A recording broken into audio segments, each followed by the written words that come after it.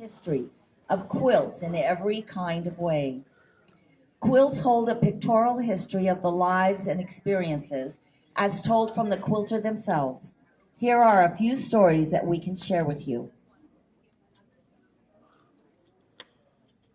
Leanne Shaner. This quilt was made by Raina King, Granddad's half-brother's wife. They lived in Dog Creek, Tennessee. He lived a pioneer's life with no electricity or phones. He grew his own food and made quilts in the winter.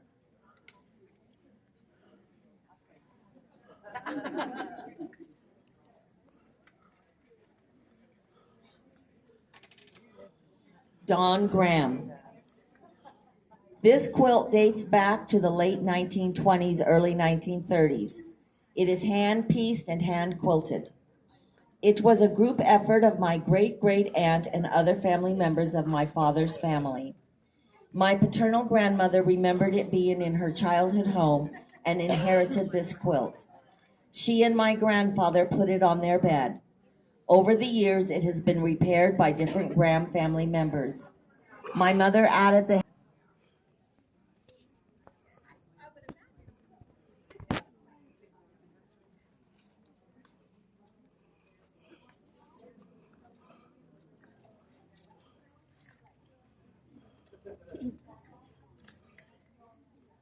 Ingrid Tillian, Grandmother's Flower Garden. This quilt was made by Ola Morgan Tillian around the 1930s in Oklahoma.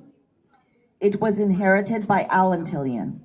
The hand-pieced hexagon flowers and leaves are appliqued and blanket stitched onto large hexagon backs, and then hand-quilted with cotton batting.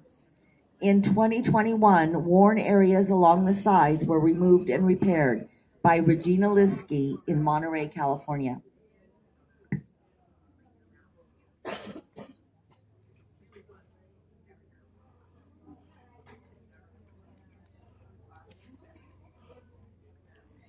Ingrid Tillian.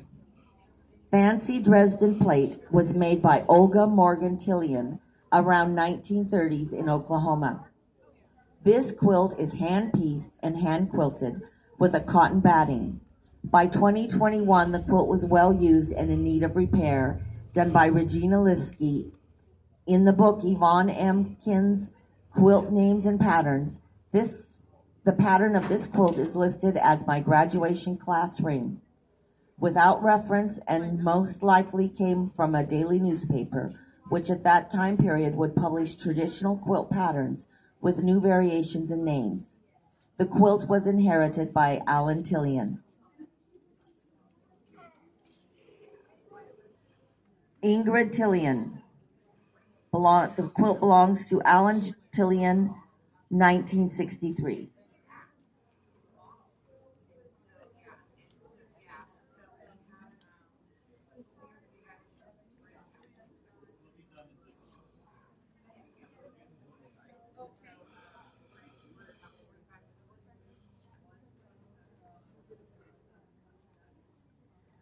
Lois Rogan. This is one of Lois's rescued finds from a garage sale or estate sale.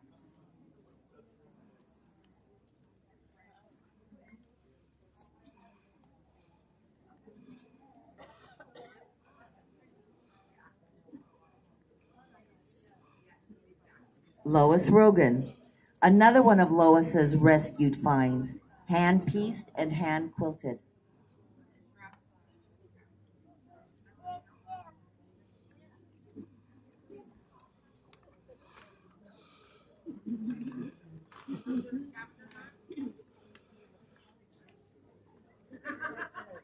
Kathy Warren. Crazy Quilt Mystery. This quilt was found at my husband's family ranch in Casper, California. His grandmother was a collector of all things. She did not sew or quilt. The mystery is we do not know who the quilt maker is. The quilt is a hand-pieced crazy quilt using a variety of fabrics, including silk, which is disintegrating, shirting, velvet, corduroy, cottons, and satins. I have enjoyed all the different embroidery stitches used to accent the borders and the middle designs of each piece. The letter B is embroidered in several pieces, but the family could not figure out who B is. I think I would have enjoyed meeting the quilter, since florals seem to be a favorite of hers. Lesson learned.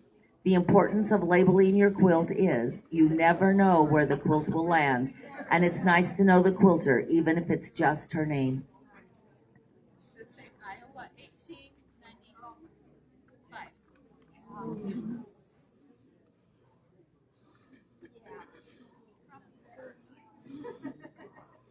Yeah. No, it's very walk around.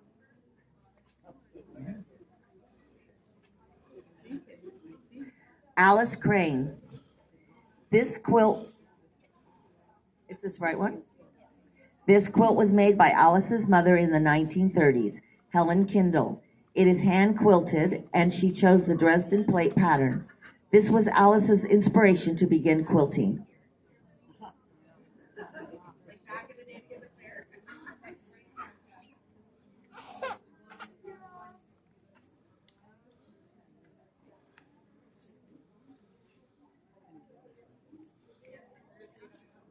Karen Nelson. This quilt was hand appliqued and hand quilted by Karen's mother, Elaine Terpestra, in 2002. The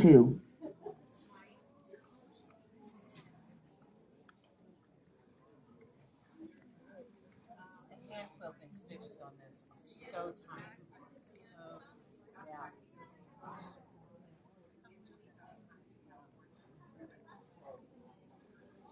It's a nice quilt.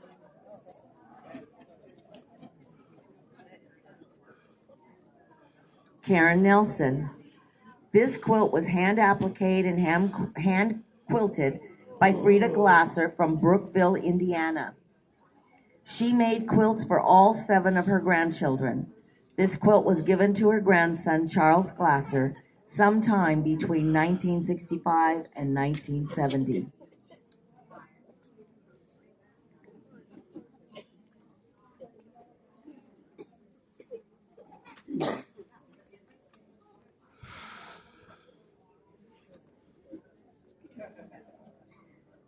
Joanne Carroll. This was a wedding gift to Joanne's parents, Harvey and Eleanor Clark, 12/3/1955.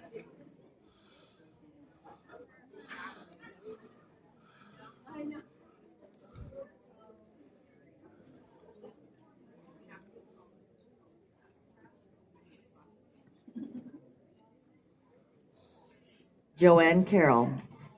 This quilt was gifted to Joanne Carroll. It was found on an abandoned piece of property in the Nevada desert.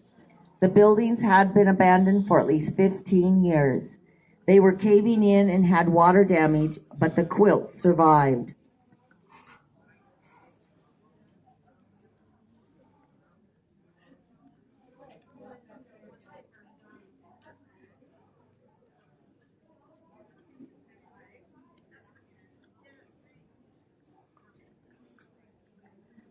Joanne Carroll.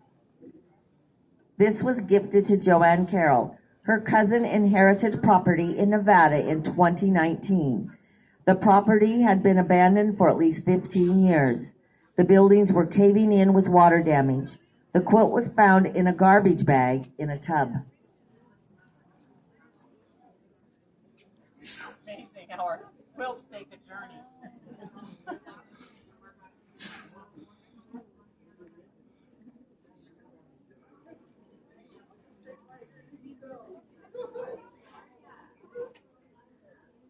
Ruth Paz. Ruth's great-grandmother made this quilt for her in the 1930s or 40s. It is hand quilted.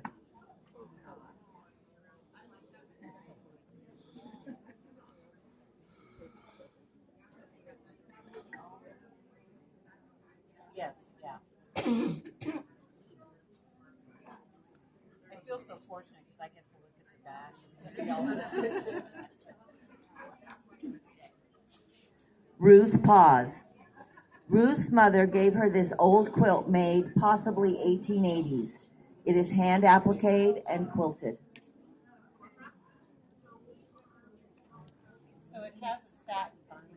think that's the first fabric that goes in a quilt. Yeah.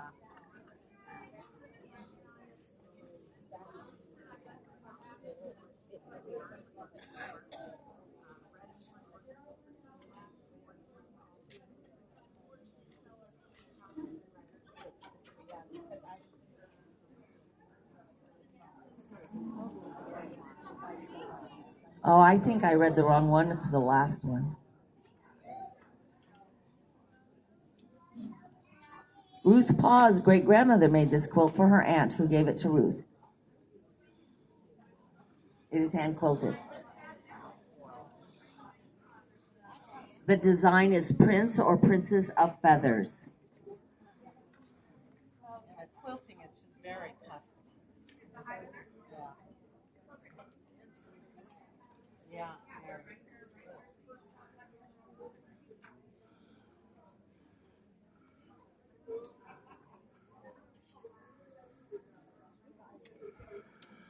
Kathy Anderson.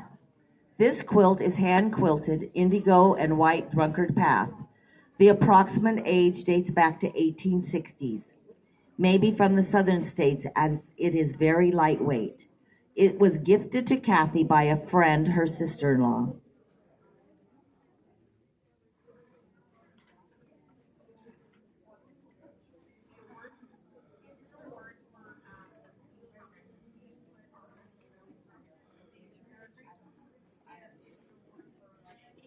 Kathy Anderson. This sunbonnet Sioux quilt was gifted to Kathy by a friend whose grandmother made it, maybe in the 30s.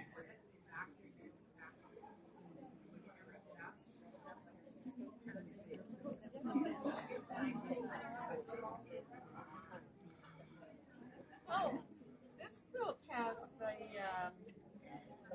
the little piece that you tuck in the bottom. I've also seen them at the top, so when your arms rest. I've been through a few Harley ones. Yeah. Rubbing off. Kidding. Angie Birkeland. This quilt is cross-stitched by Angie Birkeland, started in 1969. It was finished in 1979. The hand quilting was done by a group of friends. This was a kit from Hirschner's. The quilt was used for many years, and unfortunately, sun damage destroyed some of the cross-stitching. Angie is our featured quilter, so be sure to take a look at her amazing workmanship in her quilts.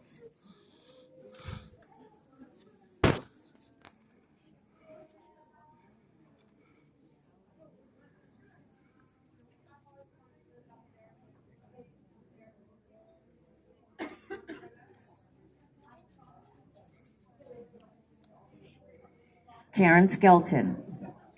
This quilt belongs to me. My mother-in-law gave me the top in 1972. She inherited it from her mother. She said I was the only one in the family who would appreciate it. She only asked that it be hand-quilted as it is hand-pieced. She thought her grandmother made it in Kansas in the 30s. I found a church sewing group in Chico while I was going to school, and they hand-quilted it for me.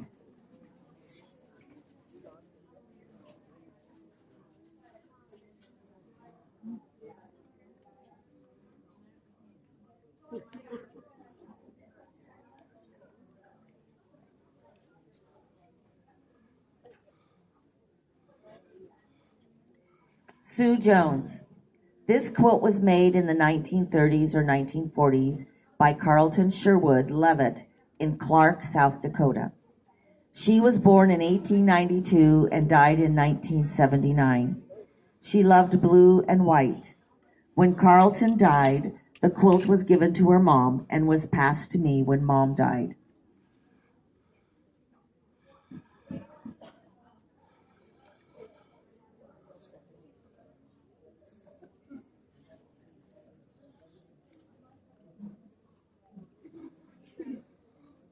Lori Murphy. This cathedral window quilt was handmade by her Aunt Carlin's sister, Helen Bemis. Helen made many quilts in her long life. This particular quilt was special as it was made for my aunt's daughter, my cousin, who passed away. After my Aunt Carlin died 5 years ago, my Uncle Bob, now 88 years old, knew I was the one who would appreciate it, and he gave it to me.